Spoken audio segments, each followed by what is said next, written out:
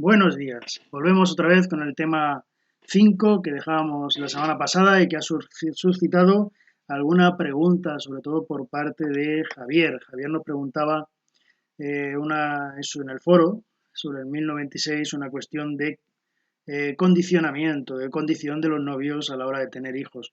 Pero no es el canon 1096. El 1096, al que hace referencia Javier, habla de la ignorancia de la naturaleza del matrimonio. Y en el caso que nos presenta Javier, lo veremos más adelante, pero no es el canon 1096. El 1096 es esa persona que en principio no sabe lo que es el matrimonio, no entiende cómo se tienen que tener hijos y por eso el parágrafo segundo nos dice que a partir de la pubertad se presume que esta ignorancia no cabe.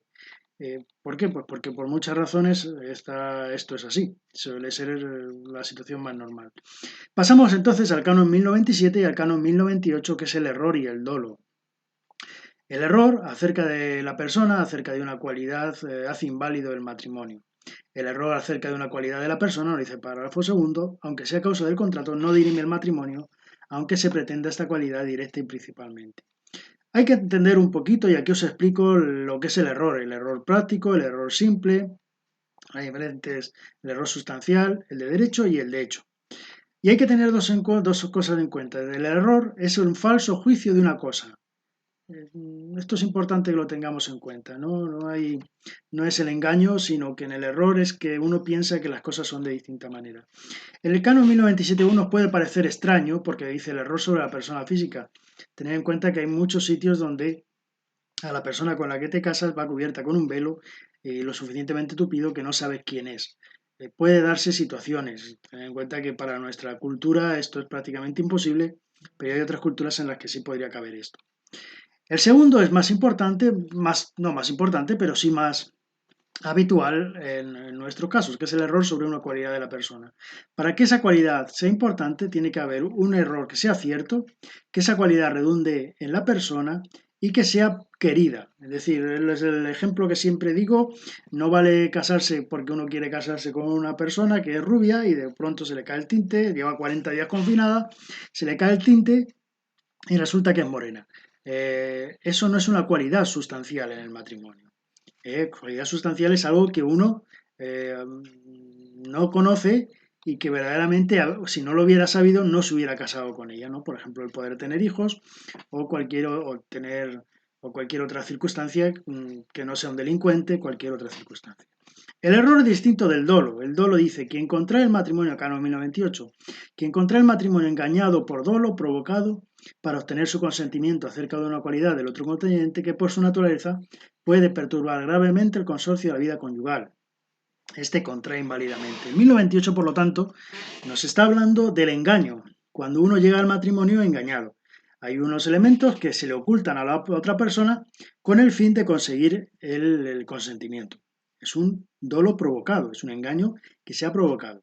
Que lo pueden provocar tanto las partes como las partes más cercanas, es decir, una enfermedad psíquica que es ocultada, una deficiencia hormonal o más que hormonal que imposibilite poder tener hijos, cualquier cosa que sea sustancial al matrimonio. Esto tiene que ser fundamental y tiene que estar presente. El error iuris, que es el canon 1099, nos dice el error acerca de una unidad de la indisolubilidad o de la dignidad sacramental del matrimonio, con tal de que no determine la voluntad, no vicia el consentimiento matrimonial. Son las propiedades del matrimonio, la unidad, la indisolubilidad, el sacramento, el conocer. Siempre que este error sobre esto no determina la voluntad, no vicia el consentimiento, es decir, cuando esa persona contrae matrimonio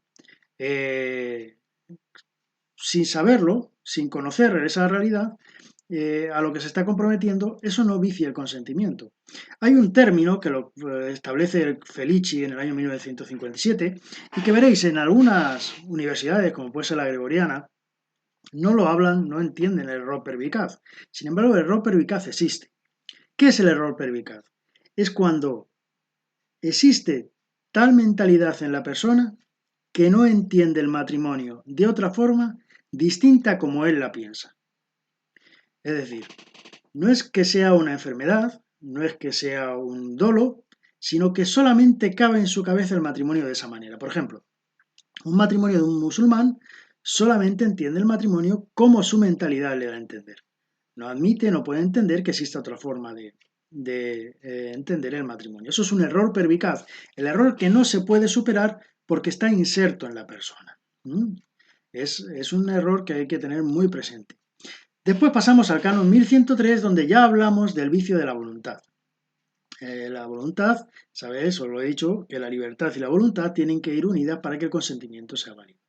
El canon 1103 nos dirá, es inválido el matrimonio contraído por violencia, por miedo grave proveniente de una causa externa, incluso el no inferido con miras al matrimonio, para librarse del cual alguien se vea obligado a casarse. Bien, nos habla del miedo, el miedo y la libertad, la falta de libertad de la persona. Ahí podríamos señalar tres elementos, la violencia física, la violencia psíquica y la violencia parental, ¿no? La violencia hacia de aquellos que puede ser una violencia moral de aquellos que tienen alguna ascendencia sobre la persona.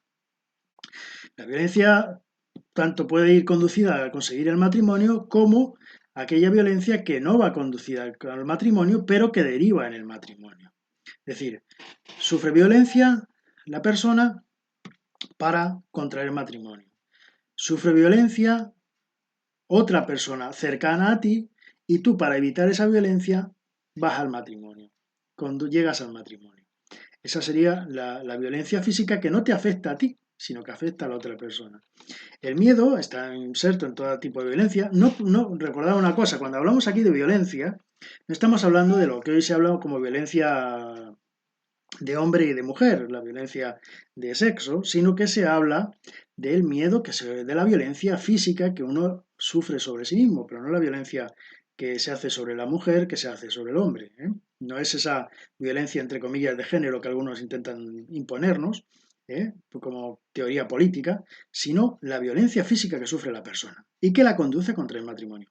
Esa violencia que sufre la persona una vez contraído un matrimonio y que ha venido sufriendo anteriormente, pero no ha sido capaz de denunciarla porque pensaba que se iba a solucionar, eso estaría dentro del canon 1095.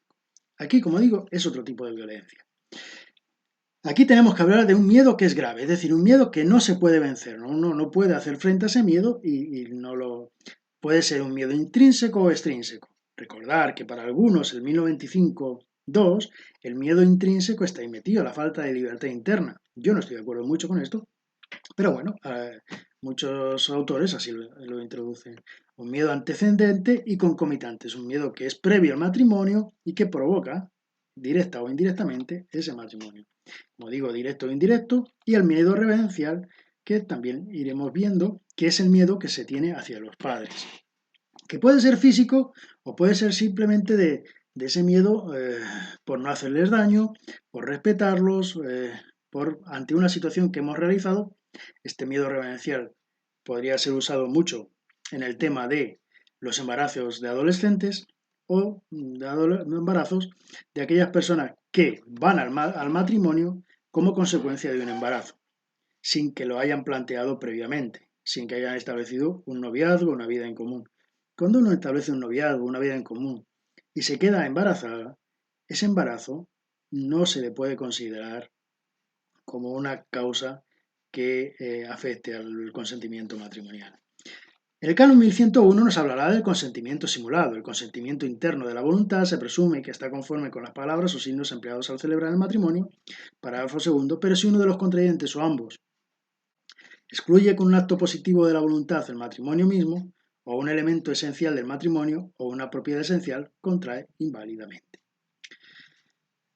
La simulación del matrimonio lleva consigo precisamente que es una reserva, una restricción mental.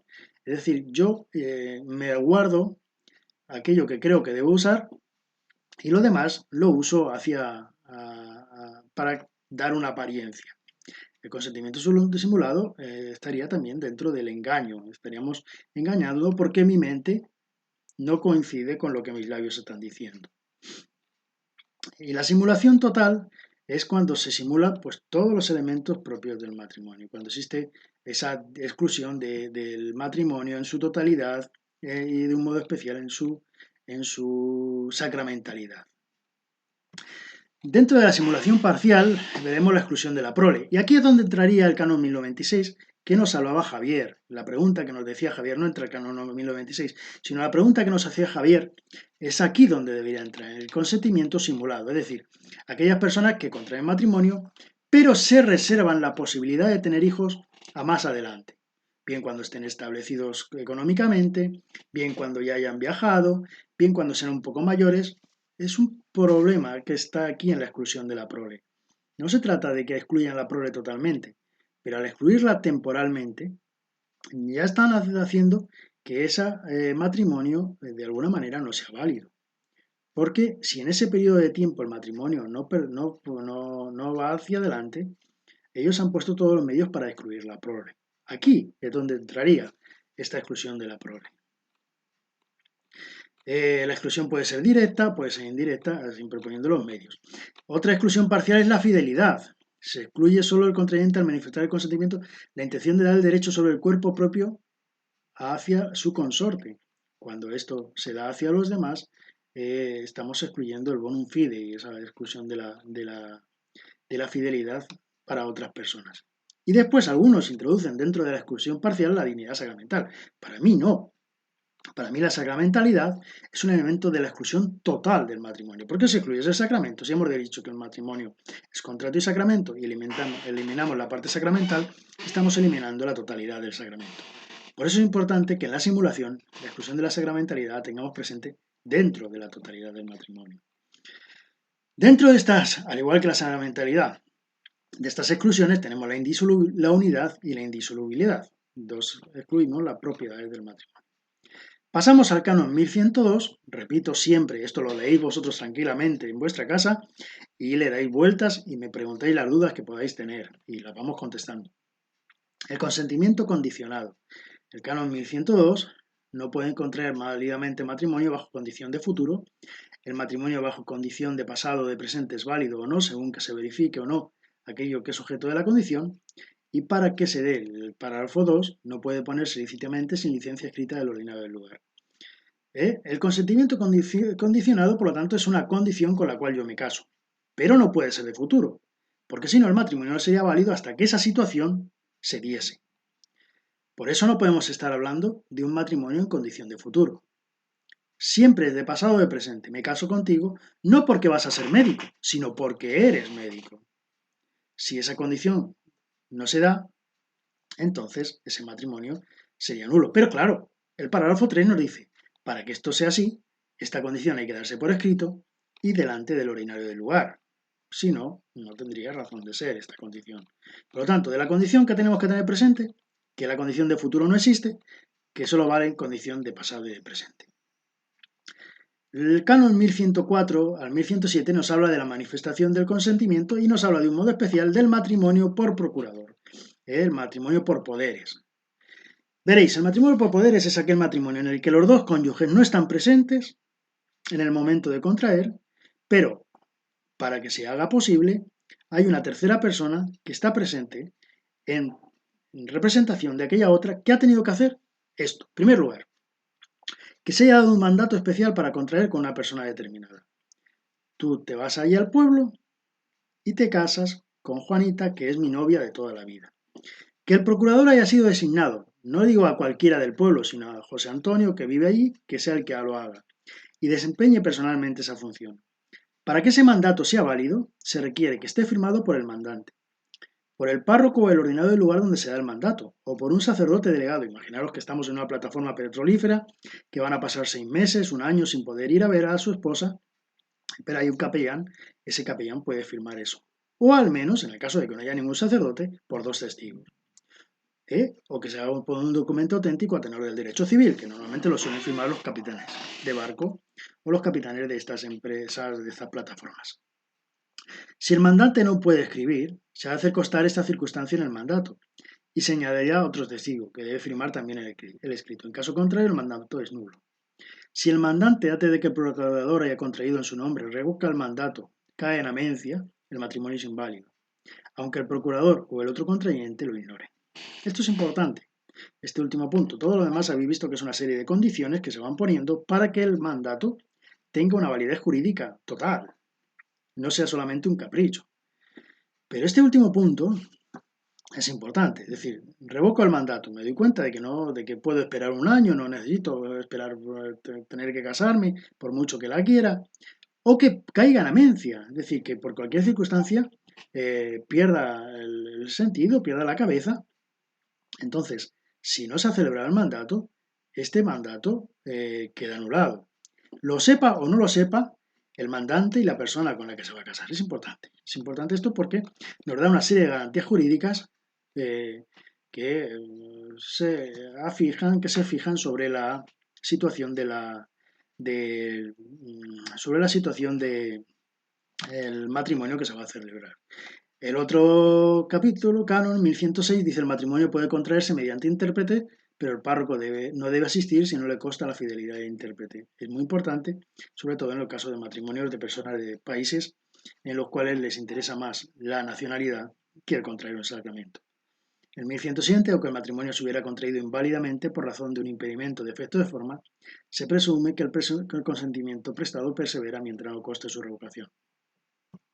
Establece la presunción de que un matrimonio es jurídicamente ineficaz, pero naturalmente válido en base a la existencia de un consentimiento. Mientras nadie revoque el matrimonio es válido. Esto es importante que lo tengamos en cuenta, este canon es interesante y muy importante de profundizar. Bien, hasta aquí todos estos cánones del consentimiento. Espero que quede claro, cualquier duda las ponéis en el foro y seguimos hablando. Un saludo.